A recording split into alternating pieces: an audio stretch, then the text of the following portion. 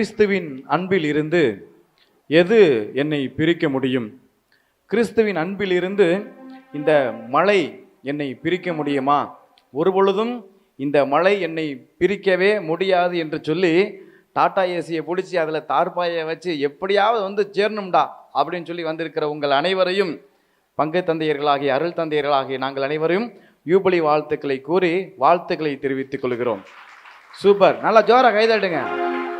அப்படிதான், அப்படியே கைதட்டி பாடலாம். இயேசு ராஜா வந்திருக்கிறார். போடு தம்பி.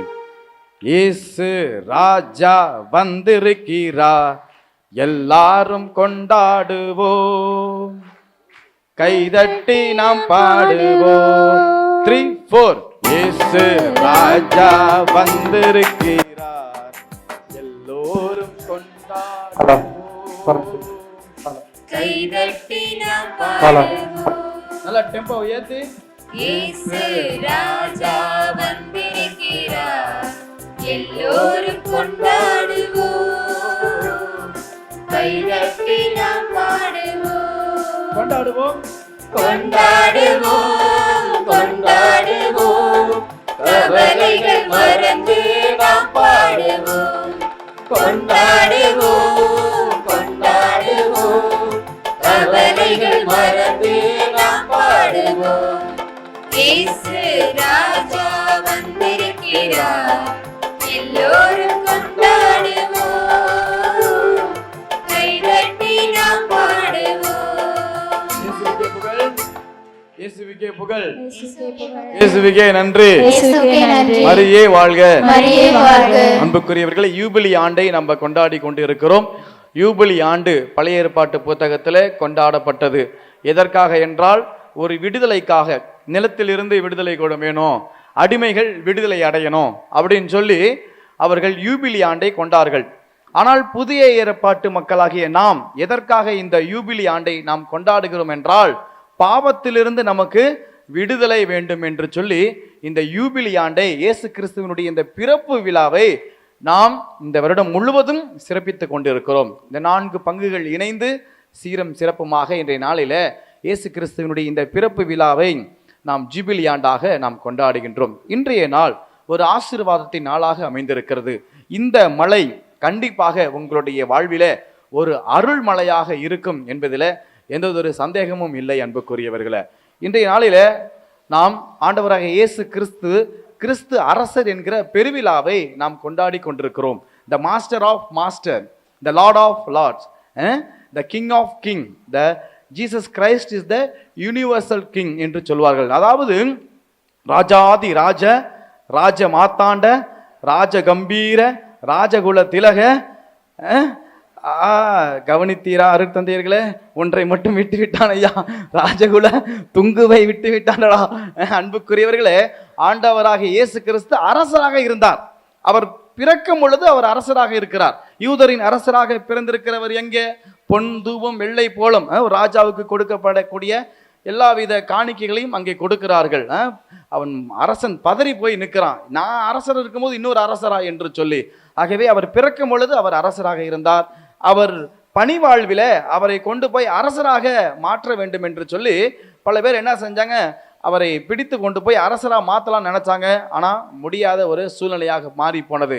கடைசியாக இறக்கும் பொழுதும் அவர் அரசராகவே இருந்தார். யூதரின் அரசர், நாசரேத்தூர் இயேசு யூதரின் அரசர். அப்ப பிறக்கும் பொழுது அரசராக இருந்தார், அவர் வாழ்ந்த பொழுதும் அரசராக இருந்தார், அவர் இறந்த பொழுதும் அரசராக இருந்தார், அவர் என்றும் இன்றும் என்றும் அரசராக இருக்கிறார். அவருடைய அரசு எப்படிப்பட்ட அரசுனா, அது இதயத்தை சார்ந்த அரசு அல்ல, இதயத்தை சார்ந்த அரசு. இயேசுவுக்கே புகழ். அவருடைய அரசு அதிகாரத்தை சார்ந்த அரசு அல்ல, மாறாக அன்பை சார்ந்த அரசு. அவருடைய அரசு பதவியை சார்ந்த அரசு அல்ல, மாறாக பணியை சார்ந்த அரசு. அன்புக்குரியவர்கள், இந்த உலகத்துல பார்க்கிறோம் எத்தனையோ அரசுகள் இருந்தது. அலெக்சாண்டர் இந்த உலகத்தையே நான் ஆட்சி செய்யணும் அப்படின்னு நினைச்சார், மாவீரன் அலெக்சாண்டர். ஆனா முடியாமல் போனது.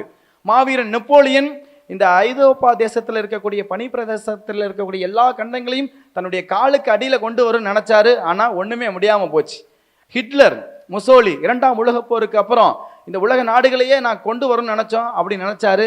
ஆனா அவருடைய அரசும் காணாமல் போனது. விவிலியத்திலே கூட நம்ம பார்க்கிறோம், சாலமோன் அரசர் ஆட்சி செய்தார், தாவீது அரசர் ஆட்சி செய்தார், சவுல் அரசர் ஆட்சி செய்தார்.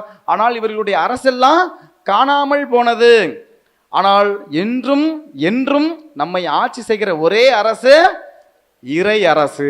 இயேசுவுக்கே புகழ். இயேசுவுக்கே புகழ். ஆனா அது இறை அரசா இல்லது இருளின் அரசா என்பதுதான் ஒரு கேள்விக்குறியாக இருக்குது. நான் இறைவனுடைய அரசுல இருக்கிறேனா அல்லது இருளின் அரசுல இருக்கிறேனா? அப்ப அன்புக்குரியவர்களே, அந்த அரசுகளுக்கெல்லாம் உலகத்தினுடைய மாய கவர்ச்சிகள் தேவைப்பட்டது, அதாவது அரண்மனை தேவைப்பட்டது. ஆனால் ஆண்டவருக்கு அரண்மனை தெரு தெருவா, ஊர் ஊரா, அதுதான் அவருக்கு அரண்மனையாக இருந்தது. அந்த அரசர்களுக்கெல்லாம் அரியணை தேவைப்பட்டது. ஆனால் ஆண்டவராக இயேசு கிறிஸ்துவுக்கு அரியணை எதுவாக இருந்தது? சிலுவையாக இருந்தது. அன்புக்குரியவர்களே, அந்த அரசர்களுக்கெல்லாம் மணிமுடி தேவைப்பட்டது.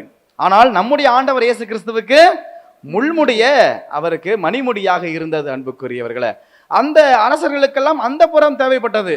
ஆனால் நம்முடைய ஆண்டவர் இயேசு கிறிஸ்துவுக்கு ஜெபிக்கின்ற தோட்டம் கெத்செமனி தோட்டமாகவே இருந்தது என்பதை பார்க்கிறோம். அந்த அரசர்களுக்கெல்லாம் படை வீரர்கள் தேவைப்பட்டார்கள். ஆனால் நம்முடைய ஆண்டவர் இயேசு கிறிஸ்துவுக்கு 12 அப்போஸ்தலர்கள், திருத்தூதர்களை நியமித்து உலகெங்கும் சென்று படைப்பிற்கெல்லாம் நற்செய்தியை பறைசாற்றுங்கள் என்று சொல்லி அவர் படை வீரர்களாக சீடர்களை அனுப்புவதை நாம் பார்க்கிறோம். அன்புக்குரியவர்களே, ஆகவே இந்த உலகத்தினுடைய அரசு பணத்தை குறித்து, அதிகாரத்தை குறித்து இப்படிதான் இருக்கும். ஆனால் நம் ஆண்டவராக இயேசு கிறிஸ்துவினுடைய அரசு அன்பின் அரசு, அது அமைதியின் அரசு என்று புரிந்தவர்களாய், தெரிந்தவர்களாய் உங்களையும் உங்கள் வீட்டார் அனைவரையும், உங்கள் இல்லத்தையும் உள்ளத்தையும் நம் ஆண்டவர் இயேசு கிறிஸ்து அரசாள வேண்டும் என்று சொல்லி தொடரும் திருப்பலியிலே ஜெபிப்போம். நல்லாய இயேசு என்னென்று வாழ்த்த பெறுவாராக. ஆமென்.